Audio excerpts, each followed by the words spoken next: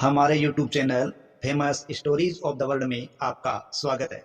हमारी मेवाड़ी गाथा की सीरीज चल रही है। इस मेवाड़ी गाथा की सीरीज के पहले पार्ट में हमने मेवाड़ के शासक उदय सिंह द्वितीय की कहानी पढ़ी। आज हम उसके पुत्र के बारे में देखेंगे। उनका पुत्र ऐसा सुरवीर पुत्र जिसने मेवाड़ के इतिहास को वो सर्वोच्चता प्रदान की कि मेवाड़ का इतिहास अपने आप में एक स्वर्णिम अक्षरों में लिखा गया और इसने इतिहास को एक ऐसा अनिर्णित युद्ध दिया जिसकी मिसाल सदियों तक कायम रहेगी। तो ऐसे सुरवीर की कथा आज इसके लेसन में देखेंगे। यदि हमारे वीडियोस पसंद आ रहे हैं तो प्लीज चैनल को लाइक करें, सब्सक्राइब करें और कमेंट करें। तो महाराणा प्रताप का जन्म 9 मई 1540 को हुआ था। महाराणा प्रताप के पिता का नाम था महाराणा उदय सिंह और उनकी मां का नाम था जयवंता बाई। ये जो जयवंता बाई है वो पाली के अखेराज सोनगरा की पुत्री थी, ठीक है। और महाराणा प्रताप है उनका विवाह 1557 में अजबदेव परमार के साथ हो गया और महाराणा प्रताप और अजबदेव परमार के पुत्र हुए हैं अमर सिंह जो 1559 में हुए। 28 फरवरी 1572 इस दिन महाराणा उदय सिंह की मृत्यु हो जाती है और महाराणा उदय सिंह उनका दाह संस्कार गोगुंदा में किया जाता है और उसी दिन महाराणा प्रताप का राज्याभिषेक कर देते हैं। तब 28 फरवरी 1572, ठीक है। इस समय छोटी सी क्रांति मानी जाती है जो राजमहल की क्रांति के नाम से जानी गई है। ऐसा क्यों है? क्योंकि उदय सिंह है वो अपने बेटे जगमाल को उत्तराधिकारी घोषित करते हैं लेकिन प्रजा महाराणा प्रताप को शासक बना देती है। अकबर ने 1570 में नागौर में दरबार लगाया। इस नागौर दरबार में अनेक रियासतों जिनमें बीकानेर, जैसलमेर, जोधपुर आदि ने अकबर की अधीनता स्वीकार कर ली, लेकिन मेवाड़ रियासत ने अकबर की अधीनता स्वीकार नहीं की। मेवाड़ रियासत के महाराणा प्रताप को अपने अधीन लाने के लिए मुगल शासक अकबर द्वारा 4 दल भेजे गए। अब ये 4 दल कौन थे कि सर्वप्रथम दल का नेतृत्व किसने किया? जलाल खान। दूसरा दल मान सिंह, तीसरा दल भगवंत दास या भगवान दास और चौथा दल टोडरमल के नेतृत्व में गया था। अब मुगल शासक अकबर है उसने प्रताप को अपने अधीन लाने के लिए युद्ध में बंदी बनाने की योजना बनाई। ये योजना कहां बनाई? उन्होंने अजमेर के किले में ये योजना बनाई थी। अकबर द्वारा इस योजना को पूरा करने के लिए मान सिंह और आसफ खां को जिम्मेदारी दी गई। मान सिंह और आसफ खां अजमेर से राणा प्रताप के विरुद्ध अभियान के लिए चलते हैं, मांडलगढ़ ठहरते हैं और मांडलगढ़ में मान सिंह और आसफ खां सेना सहित 2 महीने रुके रहते हैं। 2 महीने के बाद वो आगे बढ़ते हैं और नाथ द्वारा के खमनोर के मोलेला गांव के अंदर अपना पड़ाव डाल देते हैं। इन सारी घटनाओं की जानकारी किसको मिलती है? इन सारी घटनाओं की जानकारी मिलती है महाराणा प्रताप को और वो भी इस संघर्ष के लिए आगे बढ़ते हैं और वो गोगुंदा और खमनोर के बीच एक तंग घाटी के रास्ते में जिसका नाम था हल्दी घाटी, उस तंग घाटी में वो अपना पड़ाव डाल देते हैं।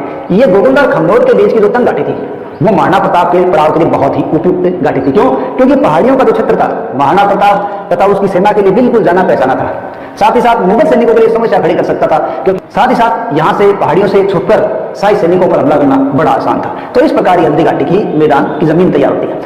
अब 18 जून 1576, ठीक है, इस दिन दोनों सेनाएं सुबह प्रातःकाल ही आमने सामने आ गई।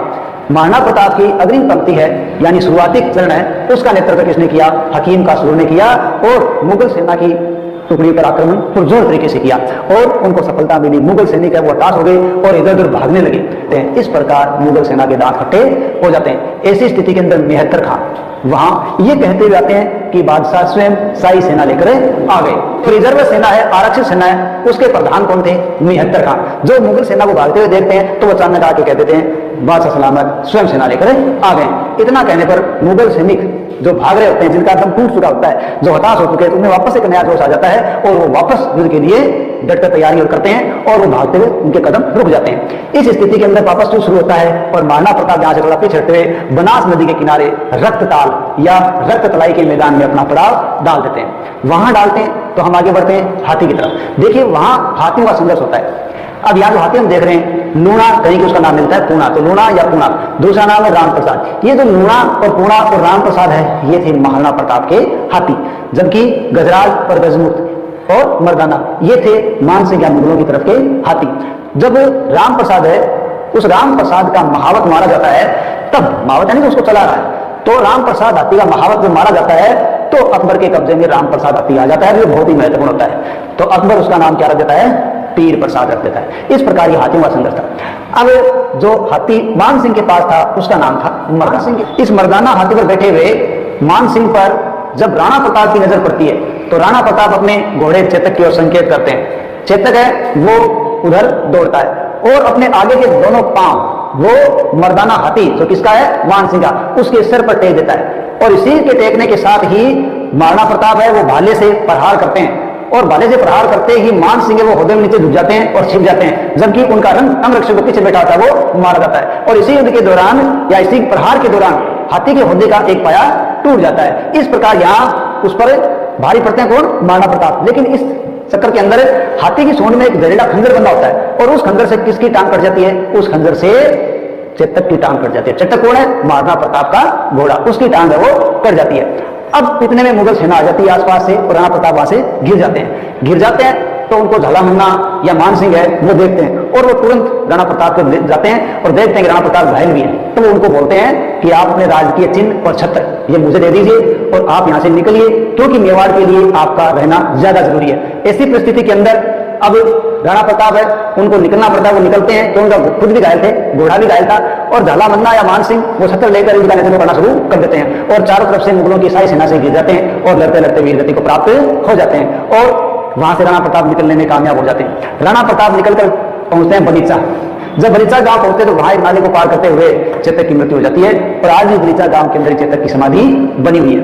अब वो उस घोड़े के गम में आंसू बहा रहे होते हैं, तभी उनको एक आवाज सुनाई देती है, ओ नीला घोड़ा रहा ऐसवार। वो पीछे पलट के देखते हैं तो वो आवाज होती है उनके भाई शक्ति सिंह की। देखिए शक्ति सिंह महाराणा प्रताप के भाई होते हैं, लेकिन वो नाराज होकर किसके दरबार में चले जाते हैं, अकबर के दरबार में चले जाते हैं। लेकिन यहाँ वो भाई के सामने अपने आप को नहीं रोक पाते और भाई के पास आकर मेल मिलाप कर लेते हैं। देखो इसे युद्ध हुआ, हल्दी घाटी का संघर्ष हुआ, इसमें महाराणा प्रताप यहाँ से निकलने में कामयाब हो गए। तो इतिहासकारों ने इस युद्ध को अलग अलग तरीके से अलग अलग नाम दिया है। ज्यादा हम सारांश निकाल के देखें तो एक अनिर्णित या परिणाम विहीन युद्ध देखा गया। अब ये अनिर्णित या परिणाम विहीन युद्ध कैसे रखा गया? अकबर का उद्देश्य क्या था, महाराणा प्रताप को अधीन करे या महाराणा प्रताप को बंदी बनाए या मेवाड़ को पूरा कब्जे में करे, लेकिन अकबर अपने किसी भी मकसद में कामयाब नहीं हो पाया। उसके बाद जब महाराणा प्रताप भागने में कामयाब हो जाते हैं, अधीन नहीं आ पाते, तो अकबर नाराज होते हैं और मान सिंह और आसफ खान की डोडी समाप्त कर देते हैं। इन सब बातों से पता चलता है कि ये युद्ध अकबर के लिए भी विजेता वाला नहीं था या निर्णय वाला युद्ध नहीं था। जैसे इस युद्ध के बाद अकबर स्वयं राणा प्रताप के खिलाफ अभियान करते हैं। ठीक है, अगर ये अभियान तो करना पड़ा, इसका मतलब पहले इसका कोई रिजल्ट नतीजा नहीं निकल पाया था। उसके बाद तो हल्दी घाटी के बाद किसका अभियान है? पहले तो अकबर का स्वयं है, उसके बाद शहबाज खान का है। अब हम देखते हैं 1580 अब्दुल रहीम खान खाना को अभियान लेकर भेजा जाता है 1582। देखो 1582 में क्या होता है, 1500 अजमेर और मेरवाड़ा के बीच मुगलों की एक चौकी थी दिवेर। उस दिवेर चौकी पर महाराणा प्रताप सिंह आक्रमण करते हैं और दिवेर चौकी पर कब्जा कर लेते हैं। ये जो युद्ध है, इस युद्ध को मेवाड़ का मैराथन कहा जाता है और ये किसने कहा है? कर्नल टोर ने। अब हम आगे चले तो हम देखें दिसंबर 1584 की बात है। कब की बात है? दिसंबर 1584 में महाराणा प्रताप के खिलाफ किसको भेजा जाता है? आमेर के जगन्नाथ कछुआ को भेजा जाता है। वो 85 में वहां संघर्ष रहते हैं, लेकिन ये सभी असफल रहते हैं। 1584 या 85 के बाद राणा प्रताप के खिलाफ कोई अभियान नहीं किया जाता। इसी समय 1585 के अंदर लूणा चावंडिया को हटाकर महाराणा प्रताप चावंड पर कब्जा कर लेते हैं और चावंड को अपनी अस्थायी राजधानी घोषित कर देते हैं।